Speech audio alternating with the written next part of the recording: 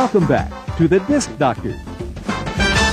Welcome back to the Disc Doctors. You ever have a problem with these MIME files coming through your attachments there? Nope, I have big problems with MIMEs, though. Oh, yeah, but those white-faced, they don't have a box there. Actually, we have a question here. These MIME, they're the behind-the-scene file format that allow you to attach documents to your email. What are you answering the question before we have the question? You want to read it? Yeah. Go ahead. Here's a question. I enjoy your show. It's very informative, and I try to watch when I can. It's better to watch when we're on.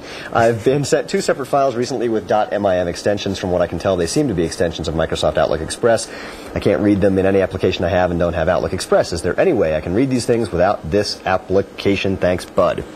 Okay, well, first of all, they're not actually. It's not Outlook Express. Nope. MIME is a standard file format that's used to encode binary files, documents, and applications that you're sending through email when you attach them to an email message. Right. Now, what happens is your email program can sometimes mess it up and not manage to actually translate that into a usable document. Sometimes you'll see, like, garbage text at the end of an email. Sometimes you'll see a file attached, but you won't know what it is and won't be able to do anything with it. Let me show you. I've got one right here. I got this one that was bad.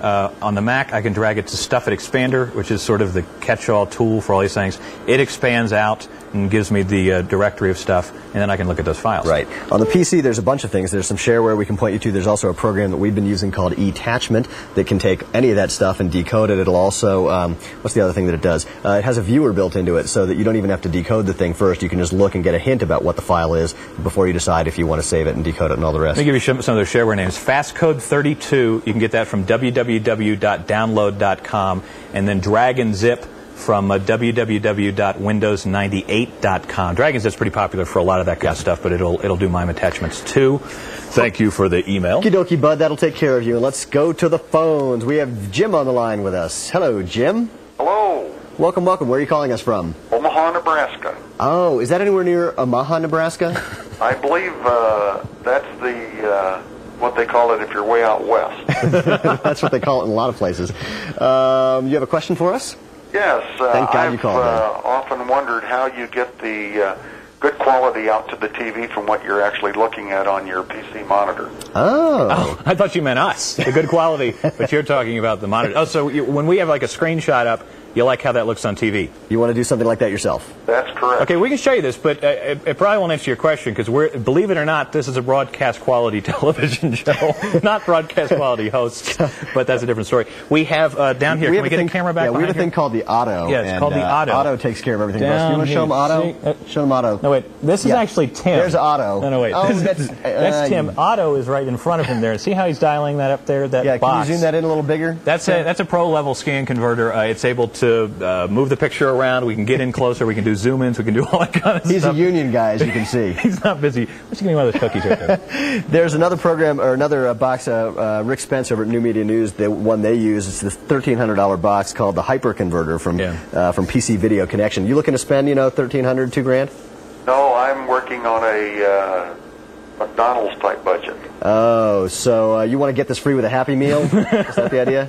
That's a great suggestion. For the way the ones work that I tried out, that's what they were worth. Yeah. Which one did you try? The ATI. Actually, I tried 3 of them, but I tried 2 of the ones that were supposed to both capture and then put back out the TV, but bad results with both of them. At the low end, I mean, this is doable, and I've had it. I've had these AV Max for years, and it works okay. But at the low end, you got some tweaking to do. First thing, you got the scan converter boxes, right, that are on the outside, VGA to the box to the TV. I don't like those things unless you're just doing presentations or you're in a classroom or something. They're not good for video out. I would go with a card if you're under, say, $500 on the budget. Now, the cards can vary. One of the things that you'll find is the more expensive the card, and sometimes the more dedicated it is to video, the less it is for all the 3D and all that kind of stuff, the better off you are. Although some of the general cards, like we had the ATI. Yeah, ATI, the stuff from We've heard good things about that. Now, these often have S-Video out ports. Were you taking the S-Video out and putting it into like an S-Video in on your TV or your VCR?